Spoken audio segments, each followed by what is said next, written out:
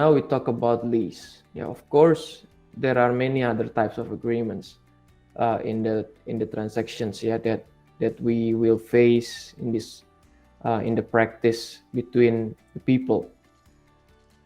But I believe sale and purchase and lease, well, especially sell and purchase, yeah, maybe not lease, but sell and purchase, of course, we will experience it every day. But lease is also something important, and I myself have experienced it until now. Yeah, when I do the work from the client, I still receive some questions about the lease. Yeah, and there are still some misconceptions about the lease concept, even though it is already very clear actually. But the people may have different view, yeah, about the lease regulations under the our Indonesian Civil Code. So the lease, yeah, what is a lease? Yeah, Article 1548. A lease is an agreement by which one party commits itself to giving enjoyment of goods to other party during a given time or during a specified time, yeah, with the payment of a price that is agreed by that last party. People can lease various types of goods, both movable and immovable. So the principle of property law, yeah, in general, yeah, not only real property or like real estate, land and building, but property law in general, when you have property, of course, you have your right to do what you think is appropriate about your property. You can sell it out, for example. You can lend it to other people. You can lease it out or rent it out. You can give it away to the other party through grant, hibah, yeah. So that's the property. So if you have a property, you have the legal right to do many things about that property. Now lease is one of them, yeah. So if you have a property, you have the right to rent it out, yeah. So of course the lessor, pihak yang menyewakan, the lessor must be the owner of the property. This is the principle, yeah. But of course, the one or the party who can rent out something is not always the lessor, yeah. But the principle, of course, when someone leases me or rents me something, this lessor should have had legal right to do that, right? Should have had legal right, whether it is a certificate of land or any other proof of ownership that proving that he or she is the owner of that property that is rented out. Okay, that is the principle, but we will discuss later that even though you are not the property owner, you are still entitled to rent out something to someone else, yeah. That's what we call as sublease, or yeah, I think that's sublease, yeah. The other thing is assignment of lease. That's another concept. But when you want to rent out something and you are not the owner of the property, you can sublease it, yeah. And this is also quite common actually. We will discuss about it. So lease is a consensual agreement, yeah. Consensual principle. Agreement is using a consensual principle, right? So this means that it is legal and binding at the second it is reached, to agree on the main elements, namely goods and prices. So the same as sale and purchase agreement, yeah. The essential elements will be what is the goods to be sold, right? And the price, the purchase price. This is the same. What is the goods to be rented out or to be leased out, and how much is the rent price?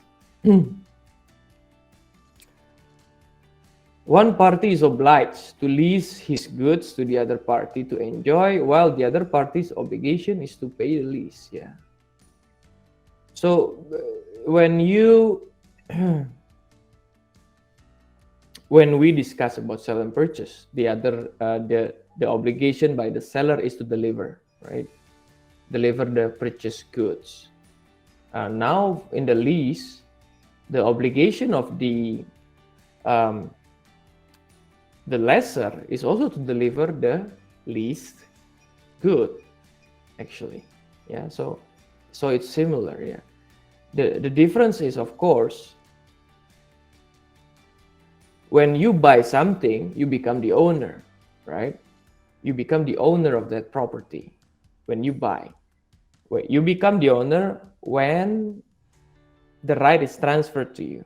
Yeah, we talked about this before. When that right is transferred to you is when it is delivered to you. Yeah, it is physically delivered to you. Because under the sell and purchase agreement, it is not just a consensual agreement, but it is an obligatory, right? So it is a consensual, but the delivery must be done. It's a legal delivery, juridisch delivery. So it's quite similar.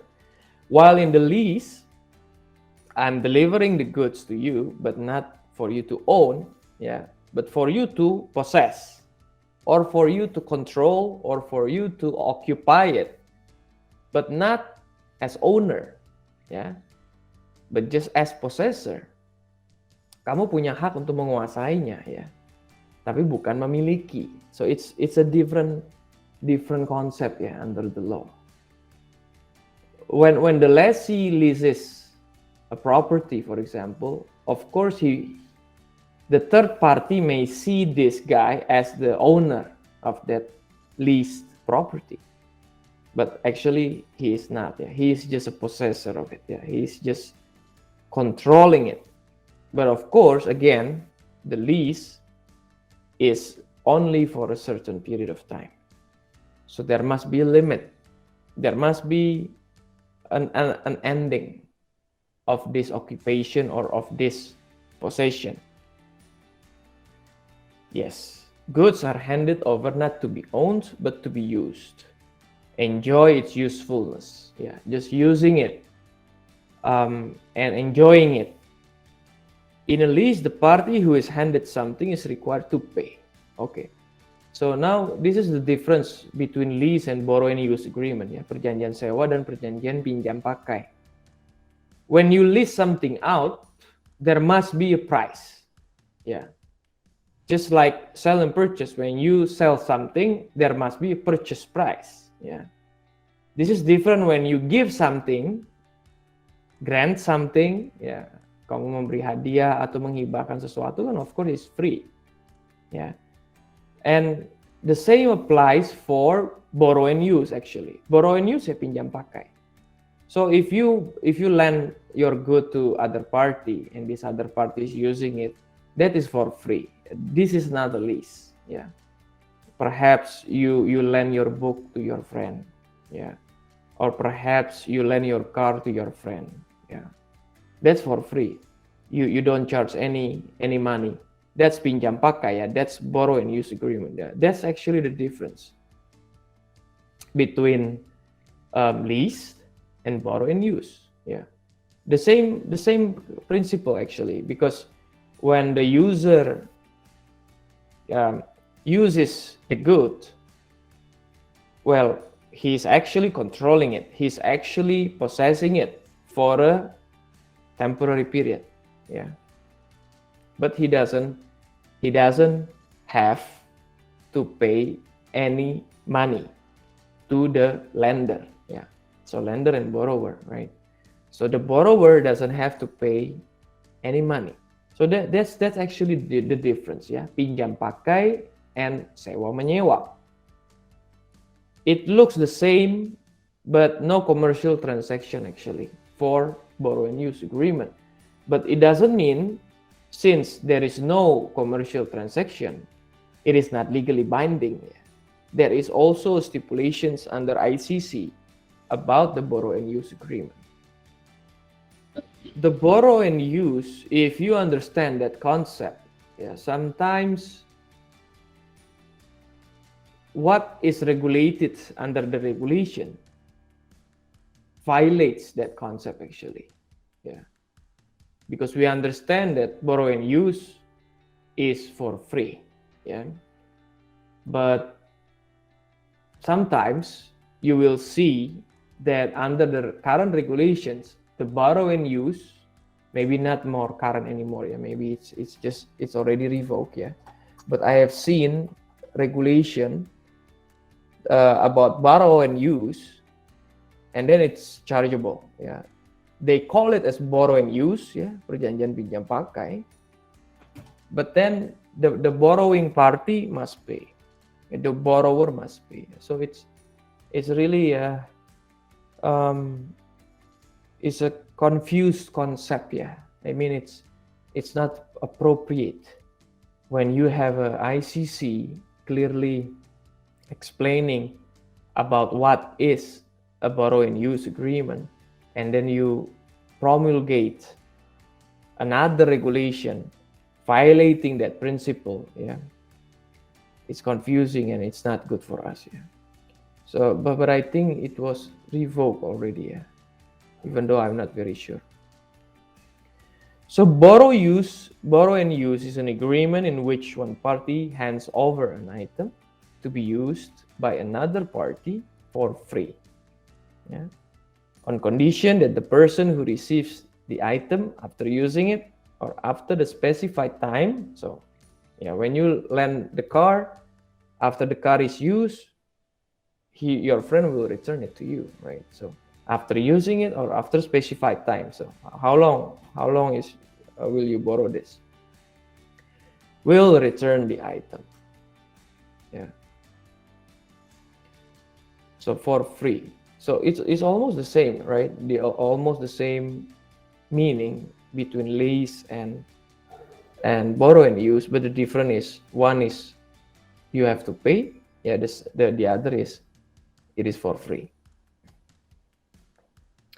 The ownership of goods are not being transferred. That's correct. That's the similarities between the lease and borrow and use. Both deliveries are not for transfer. So be careful here, because when we talk about sell and purchase, the delivery is the transfer of right? The actual delivery is the transfer of right. But it is not the case for lease and borrow and use. So that's why we have to be careful, and that's why we understand the named agreement and unnamed agreement, perjanjian bernama dan perjanjian tidak bernama. Perjanjian bernama is regulated under the ICC, right? So like sell and purchase, lease, borrow and use, a loan agreement, everything is regulated under the ICC. So of course, because it is a named agreement, perjanjian bernama, it has some meaning, that refers to the provisions under the ICC regulating the perjanjian bernama, the named agreement. So that's why there is a regulation for sell and purchase, and there is a regulation for lease. If we look at this, the ownership of goods are not being transferred, even though it is delivered, the same delivery, but the sale and purchase is delivering for the right to be transferred, but the lease and borrow and use delivering not for the transfer of right, but only for the comfortable usage for a specified period, right? How do we differentiate that? Well, that's why when we make a lease, we cannot just name it agreement, for example, or sale and purchase agreement even. of course it's a misleading agreement. That's why it is called named agreement, perjanjian bernama. So you have to use the proper name. If this is a lease, you must have a title as lease agreement. Jangan diganti-ganti dengan nama yang lain, karena nanti akan kacau konsepnya. Perjanjian sewa ditulis ya perjanjian sewa, jangan ditulis perjanjian misalnya. Just an agreement, I mean, without the lease agreement, yeah. Or even you put another different agreement names, yeah. That may confuse.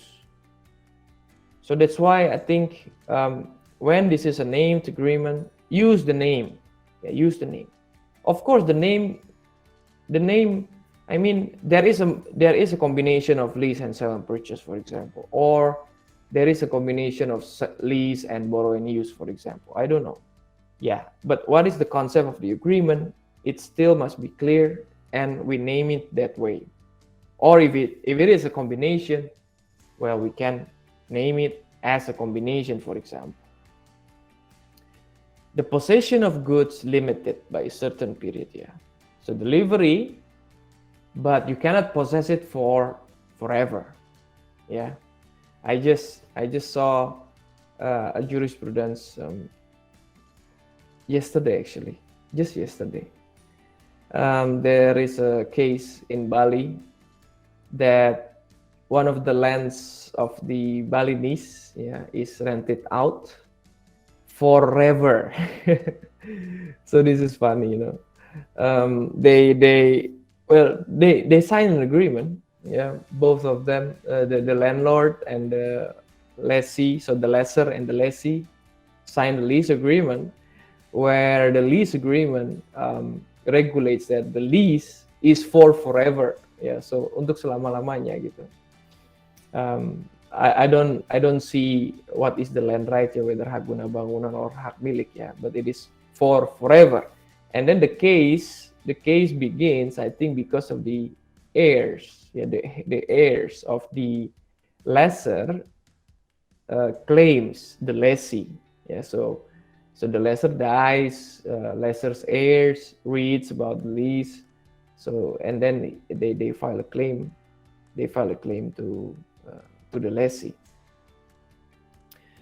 And it's just not that only the problem, yeah.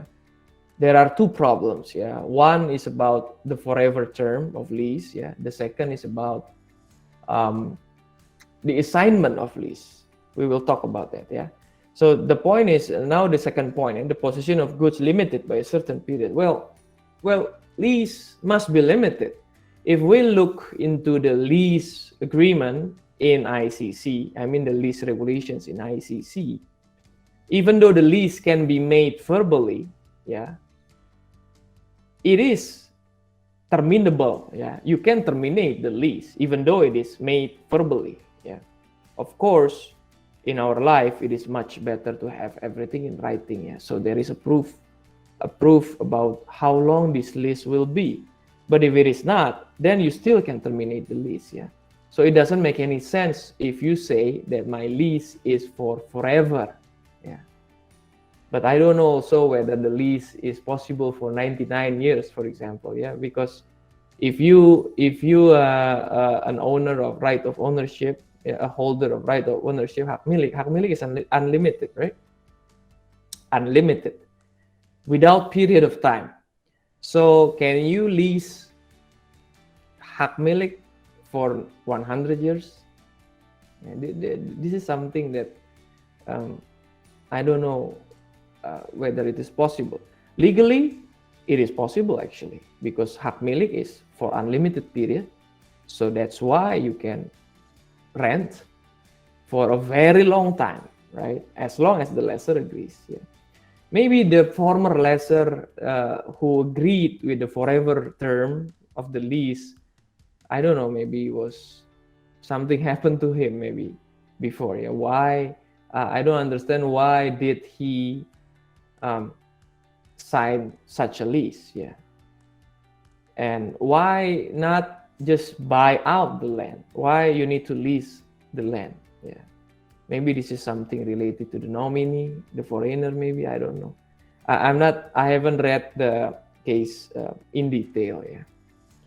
So the lessee or borrower, to the extent to certain limitation, is responsible to the goods. Yeah, of course. When you hold other properties, other people's property, of course you are responsible, right? It doesn't mean that when you are borrowing something and then you don't have any responsibility at all. No, it is not, right? So you must have some sort of responsibilities. Some are the responsibilities of the owner, of course. Some are the responsibilities of the user. Yeah, whether the user is the lessee or the borrower. So these are the similarities, but totally different concept. Yeah, one is ownership, the other is just a possession. Possession itu saya terjemahkan sebagai penguasaan, ya. Jadi possessing itu it doesn't mean that you own it, ya. It means that you control it, you possess it, ya. Kamu menguasainya, kamu mengendalikannya, ya. Tapi tidak berarti bahwa kamu memilikinya. Okay, this is we talk about already the 1548. It can be said that what is submitted by the lessor is the enjoyment to use and comfort of the use. Well, of course, that is important, yeah.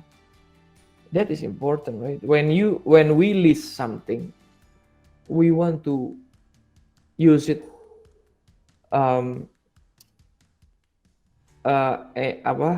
with comfort, right? We want to be comfortable in using it. Yeah. That is the lease concept, actually. That is one of the principles of the lease. Yeah.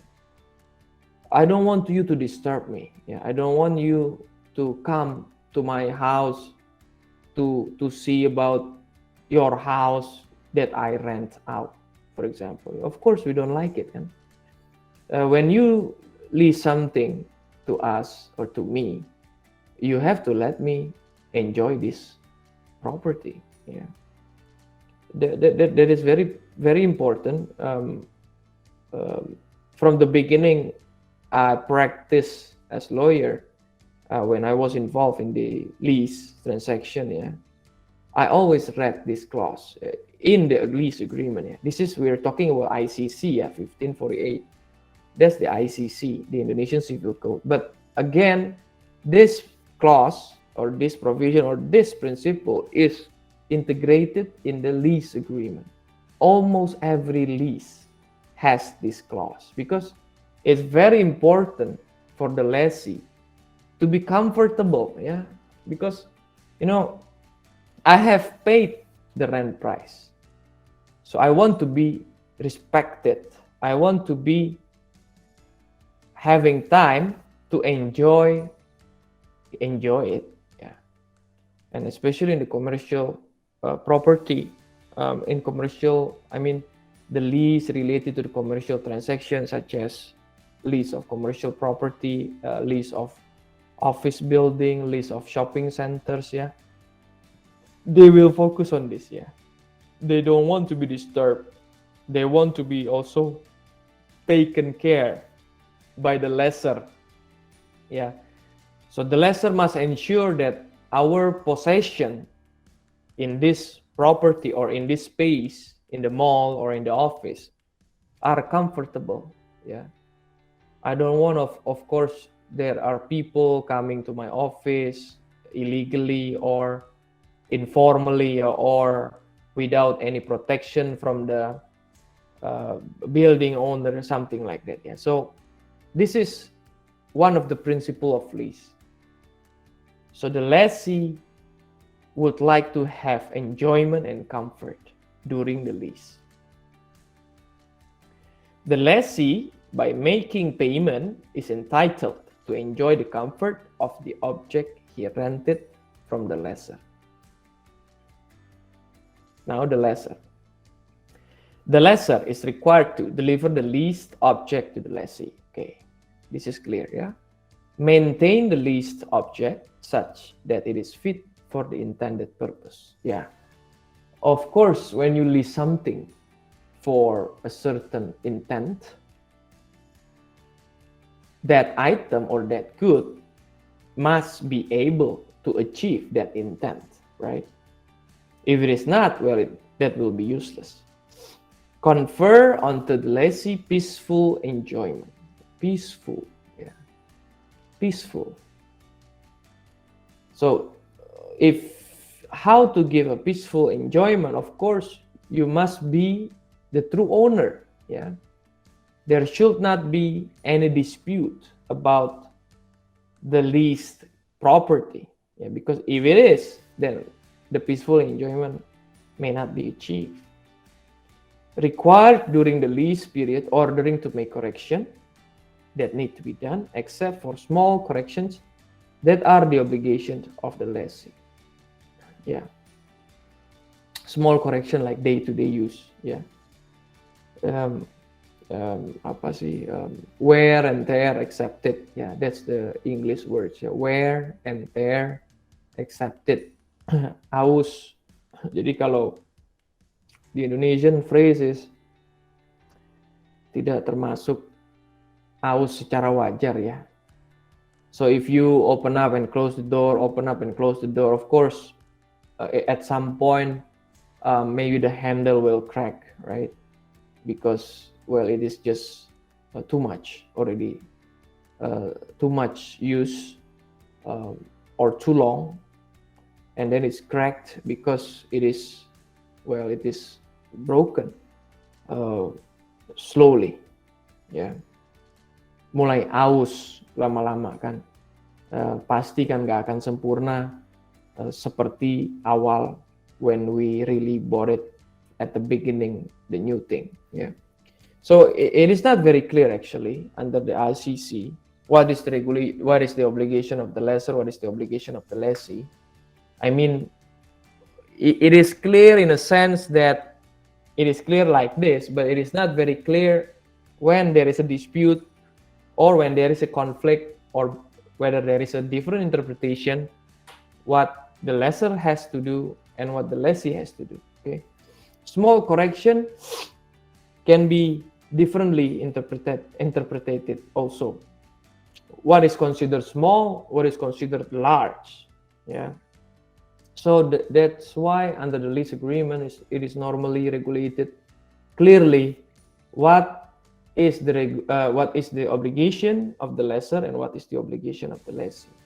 Yeah, even until the change of lamp, for example, in the office building, even until the change of lamp or bulb, they regulate that. Yeah. Or even sometimes in this area the lamp is your responsibility, in that area the lamp is our responsibility. Yeah. So something like that. And of course, when the building is destructed, yeah, maybe due to force majeure, earthquake, there is something wrong with the elevator. Yeah, of course that is the responsibility of the lessor.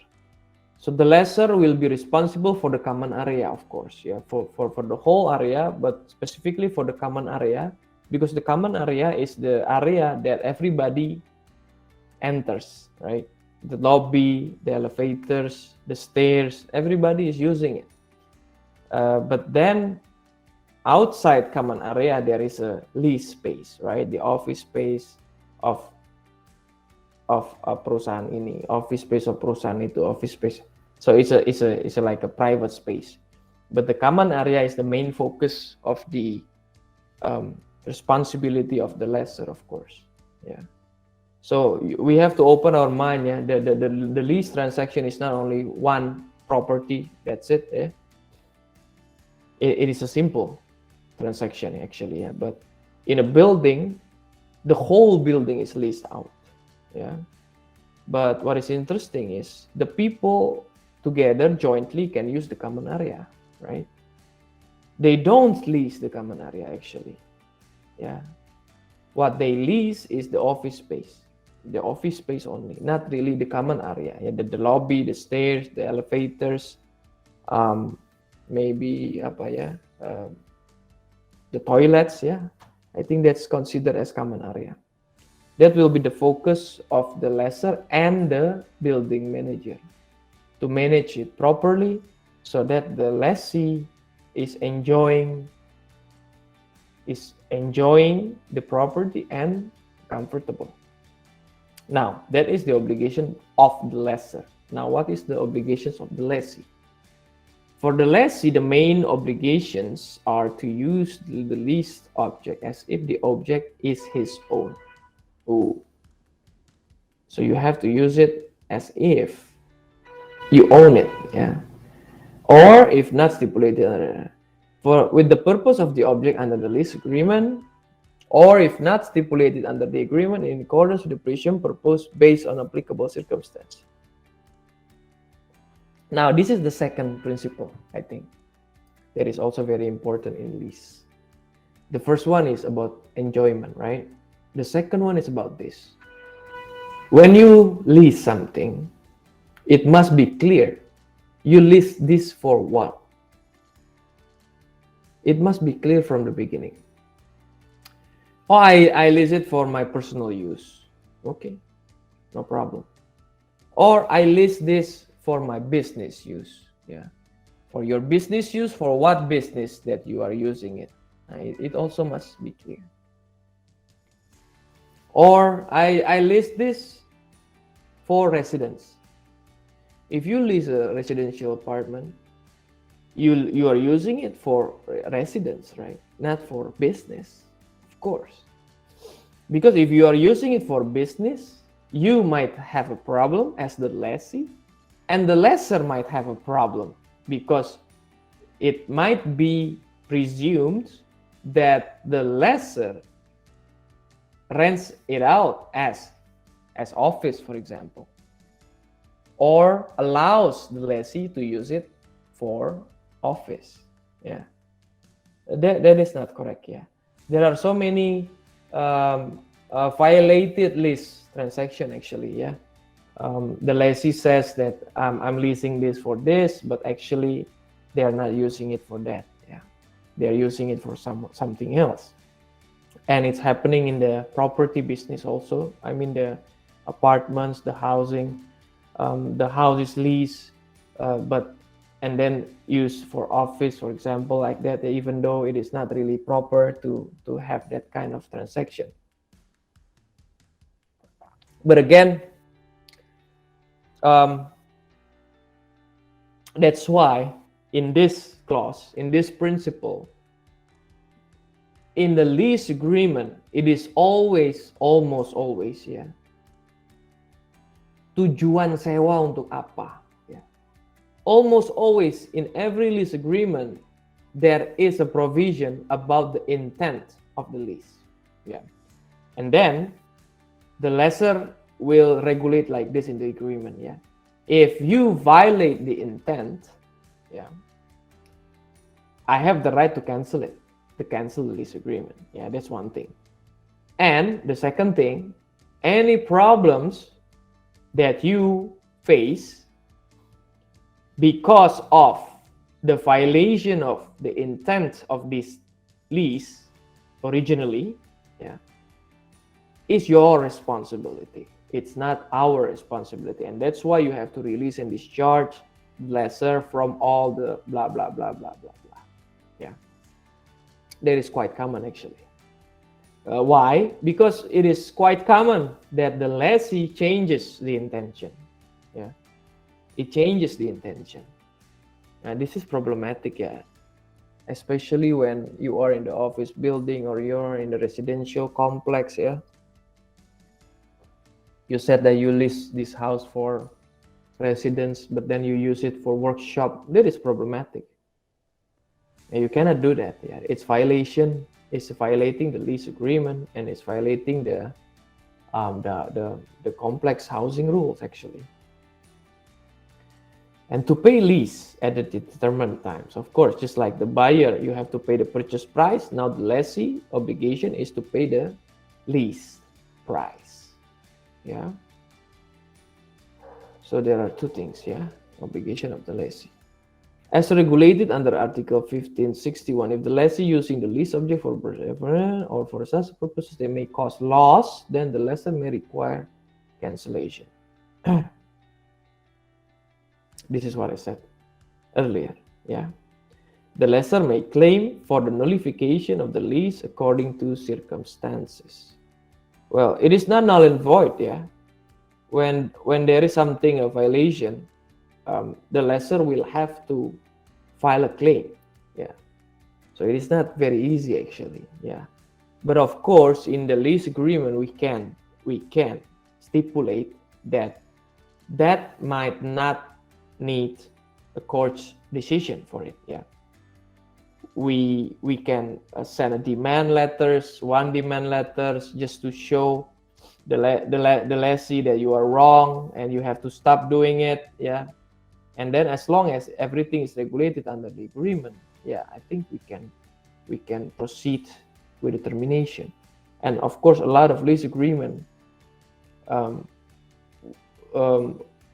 is regulating that the lessor, when this is something when this event occurs, the violation of the intent, the lessor may terminate the agreement.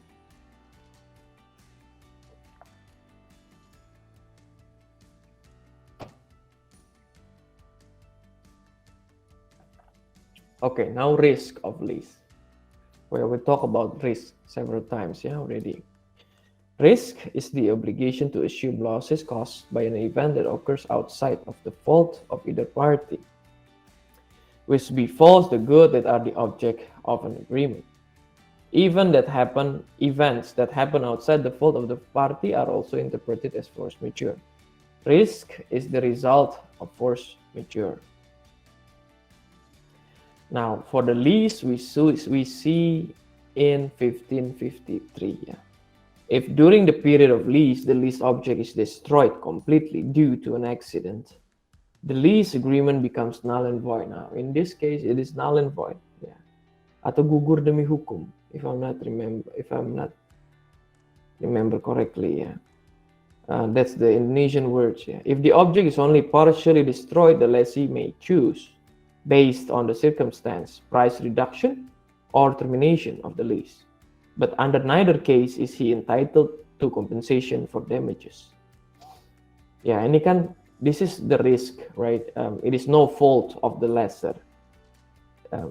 When the lease object is destroyed, it is no fault to the lessor. But the lessor must bear it, right? Because it is his ownership, his property. When it is destroyed, of course, he bears the losses.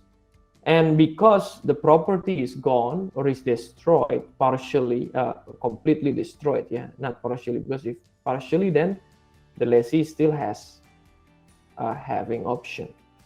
But if it is destroyed completely, well, it's gone then.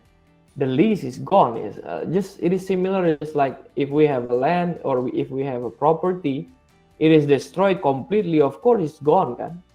I mean, even if we have a land, if it is gone, I mean, due to earthquake or due to tsunami, for example, or we have a land nearby the cliff and then the cliff collapses, well, the land is gone.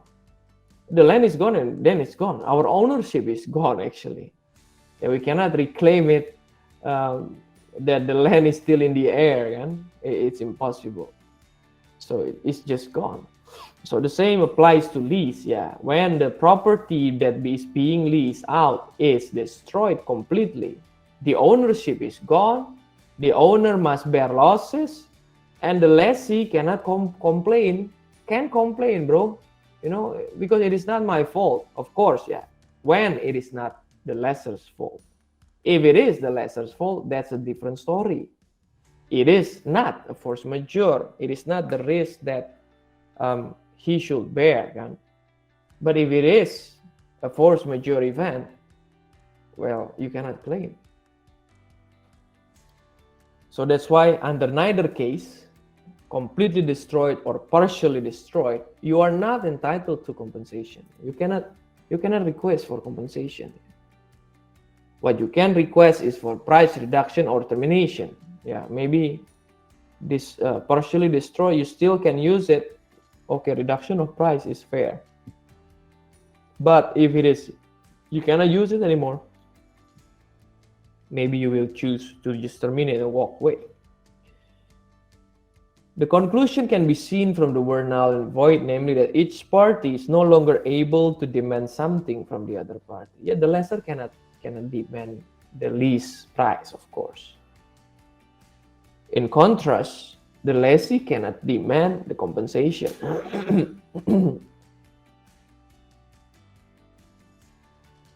Which means that the loss due to the destruction of goods that are consumed must be fully borne by the lessor. Risk of lease. The risk can be concluded as a major consequences. The lessee is responsible for any damage caused to the leased goods during the lease period, unless he can prove that the damage was not due to his fault. Okay, there are so many things here. There are so many provisions, and it's interesting actually. Yeah, I was interested for this list for quite long. Actually, it is very bad. It is not very regulated in detail. Yeah, in ICC, it's just a principle. But I think it's good, yeah, to understand this. The lessee is responsible for any damage caused to the leased goods during the lease period, unless he can prove. Okay, so if you lease something and it is broken, that is your responsibility.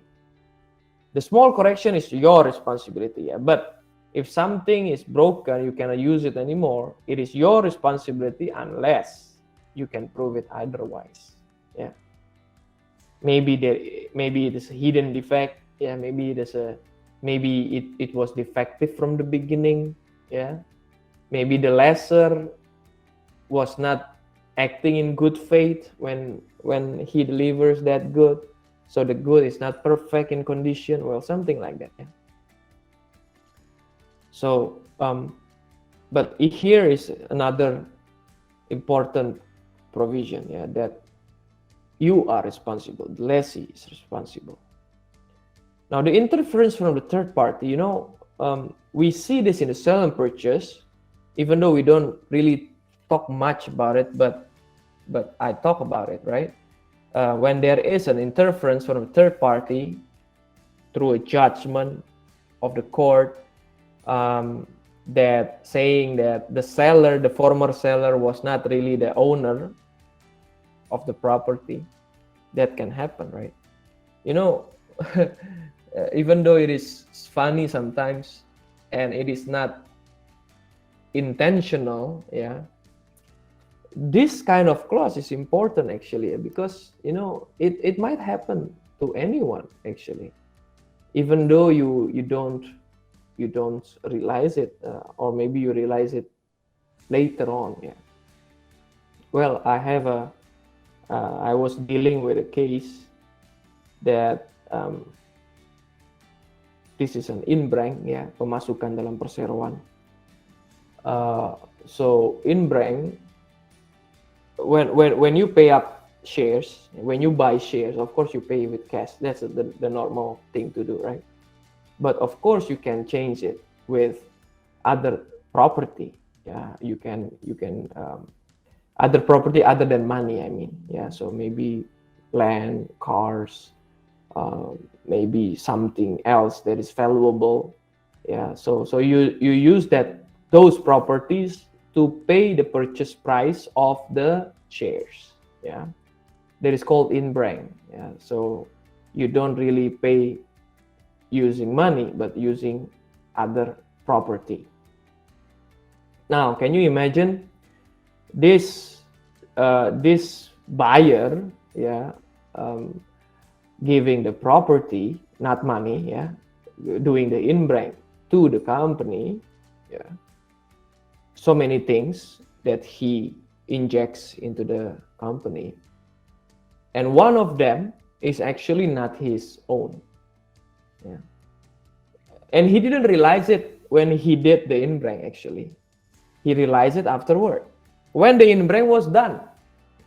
Because the inbreng it must be announced in the newspaper if it is an immovable good. Yeah, if it is movable goods or immovable good, if it is movable goods, you don't have to announce, but you have to value, you have to appraise the value of the property that you will inject into the company. So everything is done properly. There is a GMS resolution, commissioner's approval, blah blah blah blah blah blah, and then it is injected, and then later on he realizes that it was not his own one item. The rest is fine, but one item is not. So that happened.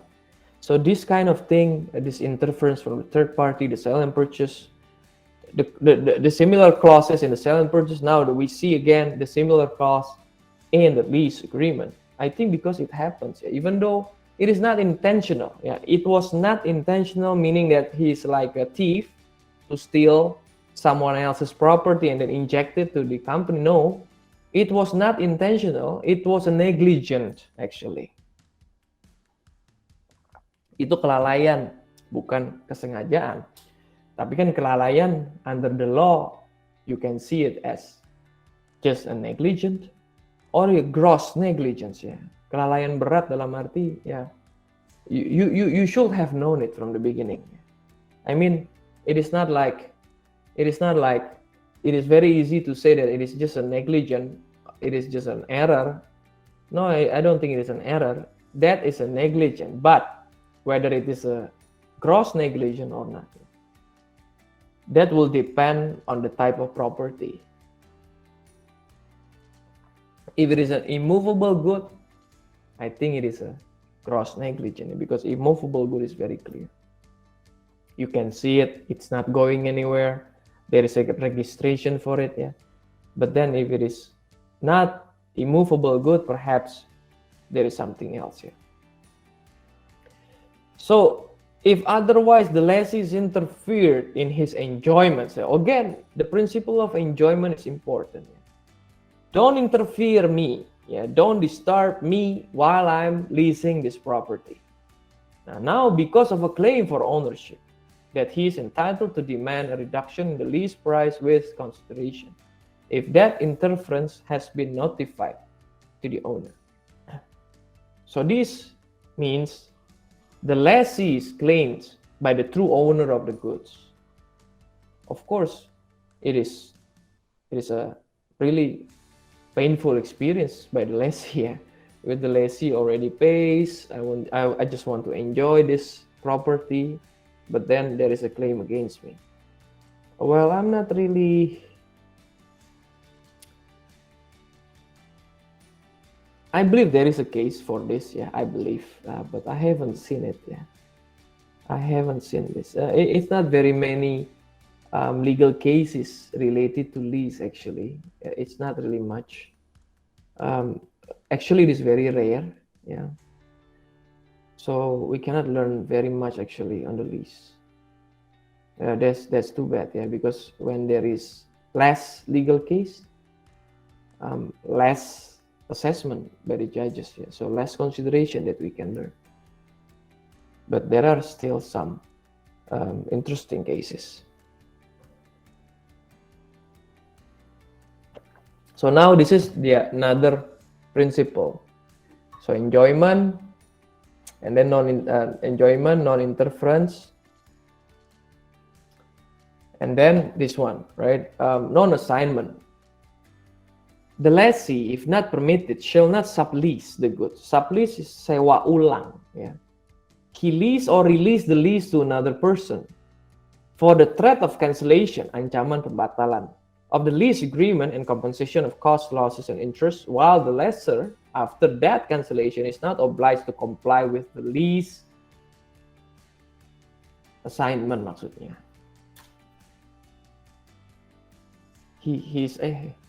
He's not, mana ini?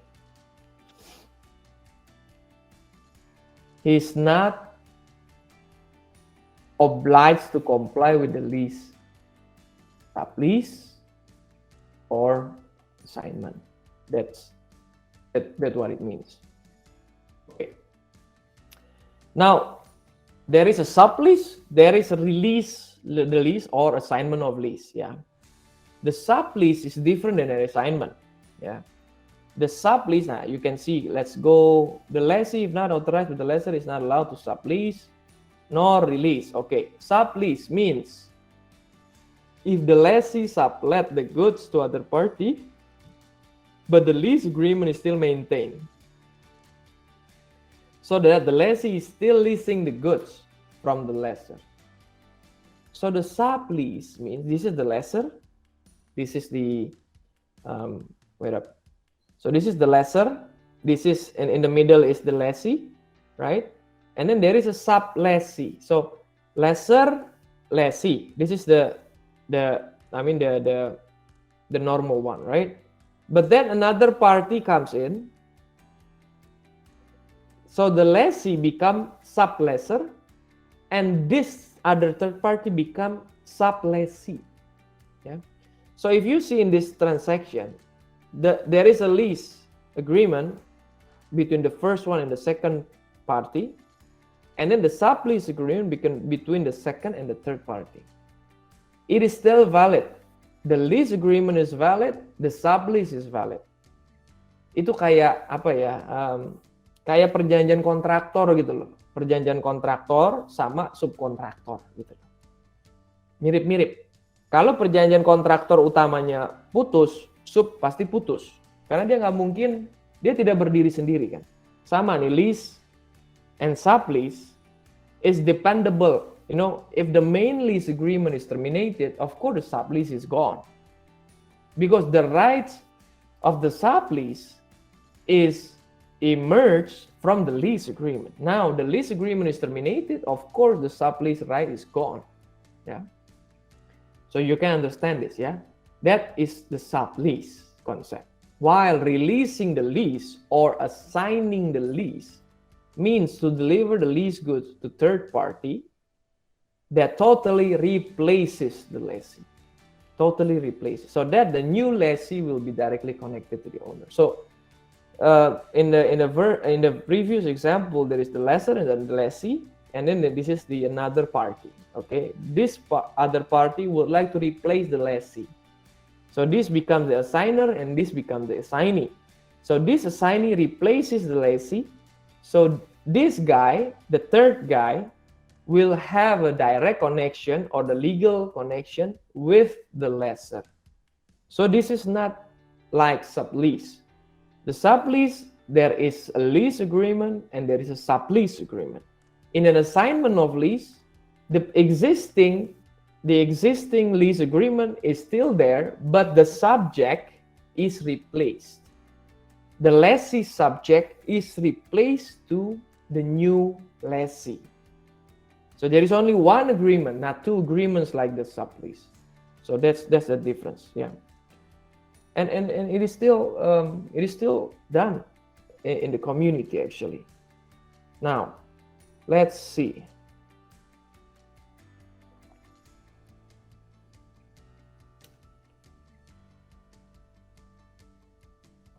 The second point, the lessee, if not authorized, not really authorized, if not permitted by the lessor, is not allowed to sublease nor release. So you must have permission first before you do the sublease or assignment of lease. It's not an automatic right, you know. It is not an embedded right that you have if you become the lessee. No, it is not. So you have to obtain the permission. Now, if you don't ask for permission, now this is the risk. Yeah. If the lessee does so, no permission, but you sublease or you release, the lessor may request the cancellation with the payment of losses, while the lessor, after the cancellation, is not required to comply with the lease. The sublease and assign the lease are prohibited acts unless permitted in the lease agreement, but partial subleasing is permitted unless expressly prohibited. Yeah, partial subleasing, this is only applicable for a house. Yeah, what I remember, and you should live in that house. Yeah, so if you rent a house, you live in that house, You want to partially sublease it to other party, that's fine. Yeah. But it's not in other property. So that is the concept, yeah. Non-assignment. When you assign, you must have approval, permission. Well, it is not very clear whether has to be in writing or in verbally, but it must be done. You have to obtain landlord's consent or landlord's permission. Now, of course, this is not null and void transaction. So what if you still sublease, you still assign without the permission by the landlord? What will happen? Of course, it is not considered as null and void. It is considered as voidable, as long as it is not regulated otherwise in the lease agreement. Yeah. But let's say we are using the ICC, it is voidable, it is not null and void, and then because of that, the lessor, seeing the new party is living in his property, for example, he will have to claim that sublease or that assignment of lease to cancel it. So it is not automatic. So he must claim to cancel it. Now, of course, if you are the lessor and the sublessee or the assignee of lease is keep on paying you with the lease price, maybe you don't see it as a problem, right? Or maybe you see it as credible and competent party. For example, yeah, the lessee was me, misalnya, Eddy Leks gitu kan. He knows me, yeah, he knows who I am lah. I'm a lecturer in the President University, blah blah blah.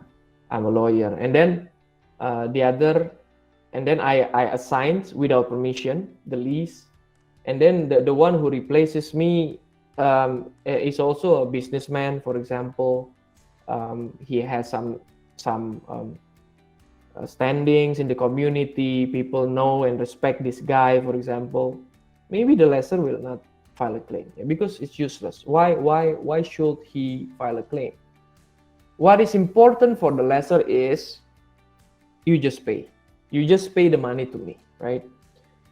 You honor the lease agreement. Yeah, as long as you honor the lease agreement existing, that might not be a problem for the lessor. But if the new lessee dishonors, defaults in payment, or even creates disturbance to the lessor, of course, I believe the lessor will file a claim. So there is a risk of cancellation, but as long as the replacement is a good standing party, perhaps the risk will be a lot less. Yeah, especially if the lease price has been paid in full in advance. Now, I'm leasing you something. Let's say the land. I'm leasing a land for 20 years. The lease price we agreed, and I have paid in advance, full. So I don't have any obligation anymore to you, right? And then I assign to the other party. Let's say then I have a building over the land. I sold the building to other party, and then I sold the building to the other party, and then I want to assign the lease, right? And because the new party becomes the new owner of the building over the land, of course the land, I need to assign it to him. What is the problem for you, landlord? Yeah, maybe there is not. But of course, it's not as easy as that. Yeah, I mean, if the landlord also wants to limit, maybe he wants to control who is occupying his land. That's possible, right? He doesn't want a foreigner or strange guy to come in and take over his land. Yeah. Of course, in business he must be comfortable with the other party, with his counterpart. If he is not comfortable with his counterpart, maybe he doesn't want to do business with them. So that's why if a stranger comes and take over my land based on assignment of lease, maybe I will not like it. Apalagi kalau itu ternyata kompetitornya dia, ya, kompetitornya dia itu sometimes it is limited under the lease agreement, ya. You cannot assign this lease to our competitor, for example. Well, that can happen.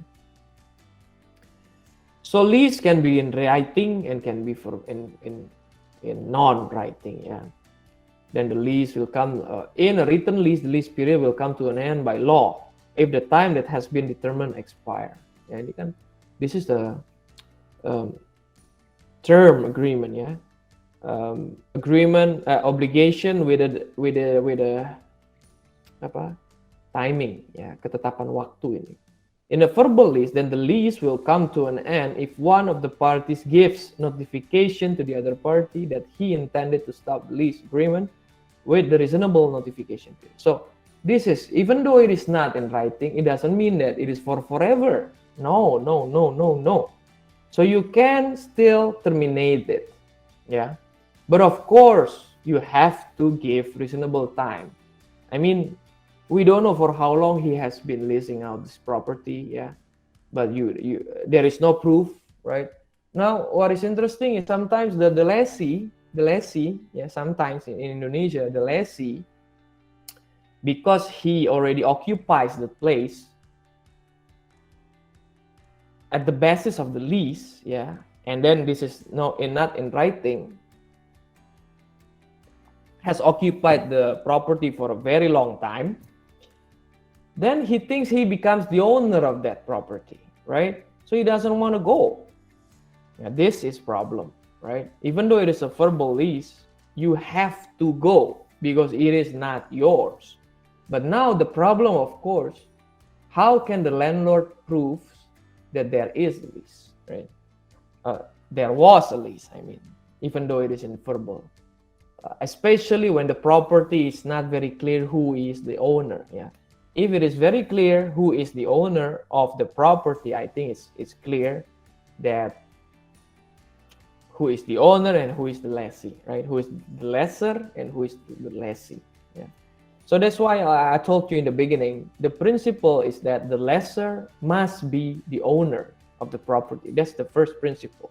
But it doesn't mean that only, because if you look into the sublease concept, the sublessor, yeah, the lessee becomes the sublessor, right? The sublessor is not the owner of the property, of the leased property, but he or she is entitled to sublease under the lease agreement.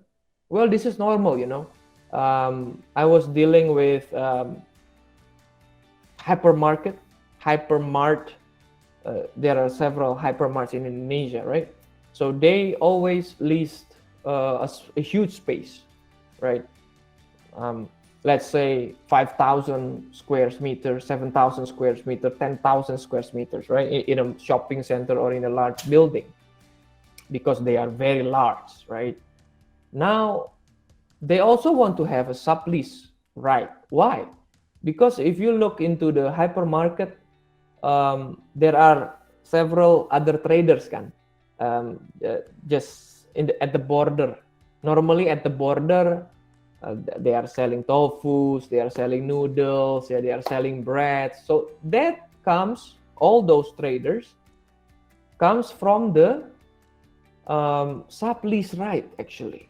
So this large hypermarkets businessman lease a huge plot of space with a sublease right. Now, how much is it? I don't really remember anymore, yeah, but normally they requested for 10%, 15%, yeah, 10%, 15% out of the total space that they leased out, that they leased. They want to give you a sublease, and this sublease is permitted, yeah. So it is a permission in advance. So what we just talked about before, you must have permission. So it is not in advance, right? When you want to do a sublease, you must obtain permission. But this large hypermarts, they requested the permission in advance in the agreement. So when they do the sublease, it is legally correct already because it is permitted under the lease agreement. Termination. Oh, the lease agreement is not terminated by the debt. Now, this is another principle. This is a very important principle that you have to understand, yeah. When the lessee or the lessor dies, it doesn't mean that the lease is gone, yeah. What we talked before, when the lease property is destroyed completely, it is gone because it's gone. You cannot lease anymore, right? It's gone. The barangnya hancur. Udah mau sewa apa? Sudah tidak ada. Tapi kalau lessernya yang meninggal atau lessee-nya yang meninggal, but the lease agreement is still valid, you know, it is still valid. The property is there, it's not destroyed. Only the lessor or the lessee dies. No problem, it's still continuing. That's the first one. The second one that is also important. With the sale of the lease good, a lease made earlier is not removed unless it has been promised at the time of lease the goods. A previously agreed lease is not terminated upon the sale of the leased object unless such was agreed at the conclusion of the lease. Or the sale of a lease object does not terminate a previously agreed lease unless this was agreed at the conclusion of the sale. If an agreement to that effect exists, the lessee is not entitled to claim compensation in the absence of express agreement. If, however, such express agreement is stipulated, he is not obligated to clear the object until such compensation has been paid. So, if you lease something and the property is sold to other parties, so the lessor as the owner is selling the property to other person, the lease agreement is still valid unless it is stipulated otherwise, yeah. Because sometimes the owner already intends to sell, right? Already intends to sell. But now the property is empty, for example. Maybe this is a house, yeah. He is intending to sell a house, but the house is empty. So the lessee is entering to lease agreement with the lessor, and then the lessor will state that, okay, I'm going to sell this house. So if there is a buyer, I need you to leave, yeah? And you agree because I give a good price. Yeah, okay. Proceed. That is fine. But normally it is not like that. Normally it's the other way around. There is no specific promises for that. So if it is not, then even though it is sold, I have still the right to occupy and possess the property, even though the subject of the owner is replaced. Yeah, that is protected under the law. So lease is a strong possession, you can see. It is intact. It cannot be terminated even though the object is transferred, you know. So that's why it's strong. If you have a strong and long-term lease agreement and you have paid in full in advance, you almost like an owner, right? You are almost like an owner. If you have a long-term lease, you have paid in full in advance. That's why sometimes you are considered as buying something, yeah, when you have the right to lease for a very long term. Yeah, I dealt with a transaction. I was not involved, but I saw the documents. This is a lease of property for a condominium hotel, yeah, in Bali. And the lease term is for like 100 years, maybe 200 years, if I'm not mistaken. You know, it was wow, it was like, what is this, man? How can you lease something out for 200 years? Yeah. So if I'm not mistaken, I remember seeing the document. The lease term is valid until 2221, if I'm not mistaken. Yeah. So you become the owner already, right? Who will live until 100 years anyway? If we can live until 80 years, we are lucky already, right? I'm 40 and I'm already half of it. So when you have a very, very long-term lease agreement, of course, you are acting as an owner. It is useless. That's why in other countries, the concept of land is like freehold and leasehold. Yeah, freehold is like hak milik. You own it for unlimited period because it is inherited for your heirs. Yeah, if you have kids, it will be inherited to your kids, and it is without limit. Hak milik, ya, not hak milik atau satuan rumah susun. That's a different thing. Hak milik is a land and building on top of it, not an apartment or not a condominium. And then,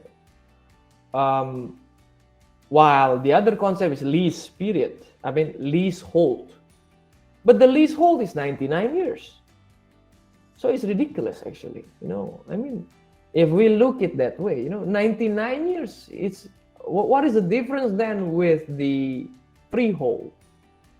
Nobody lives 99 years anyway. Maybe there is one or two people in this world, but normally we are not, right? So 99 years, you said lease for 99 years is not different than freehold, actually. So it's not very good concept, I think, because no difference then. What is the use for it? But Indonesian land law is more appropriate then, because hak milik is freehold, right? The other right is not freehold. It is limited. Yeah, HGB is limited for 30 plus 20, plus 30 and then plus 20 again. So it is limited in time, actually, at least. Yeah, hak pakai the same, hak guna usaha is the same. So it's clear the difference. But now the government changed again. It is not clear again now between HGB and hak pakai. It is not clear the difference. Yeah, it's too bad. It's not a good move, I believe, but it was done already. Well, the decision of Constitutional Court about the formality of Undang-Undang Cipta Kerja, I think is we need to support it, yeah, because there are defective processes, there were defective procedures, and if you look into the regulations, well, in my experience, in my competence, I look a lot on the real estate, yeah, on the condominium law, on the building law, on the spatial planning law, on the environmental law, construction law. It's not good, yeah, because they try to change everything all together at once, right?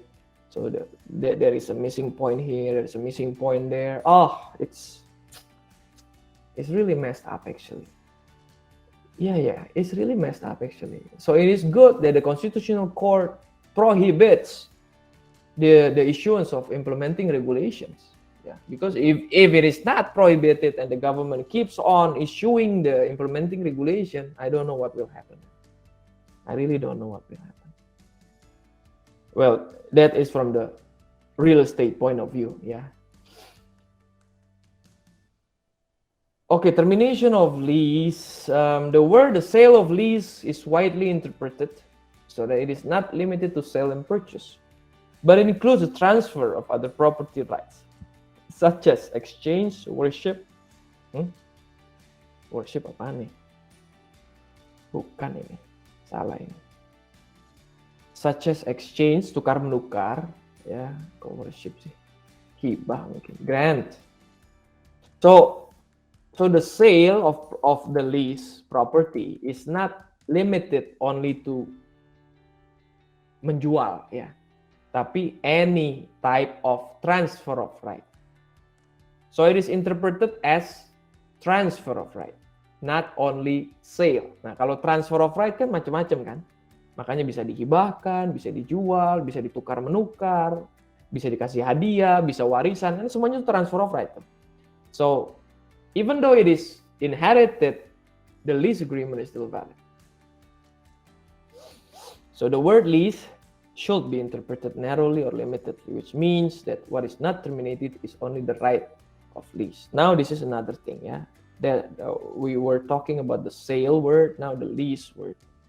Because it is very possible in the lease agreement to include promises for the benefit of the lessor, which is not the right of lease.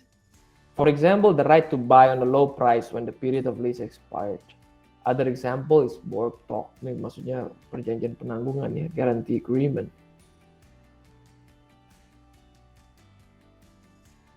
Yeah. So if we look back 1575, yeah, a lease agreement does not become null and void upon the death of either the lessor or the lessee. And then a previously agreed lease is not terminated. So this is about termination of lease, right?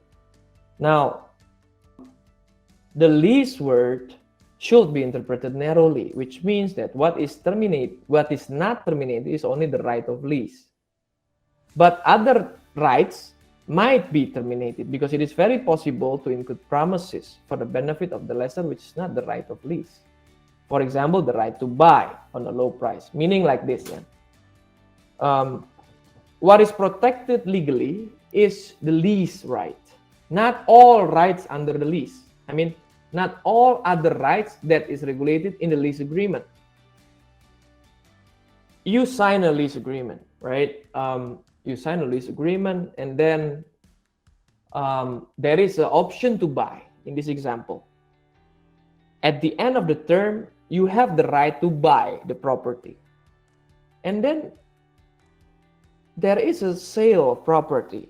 So the lessor is replaced or is changed with the new person, right? Well, the new person cannot agree to it because I just bought from the previous lessor. I own it now, and I don't want you to exercise that option right. Yeah, because if you exercise the option right, then I have to sell again to you while I just bought it with an expensive price, right?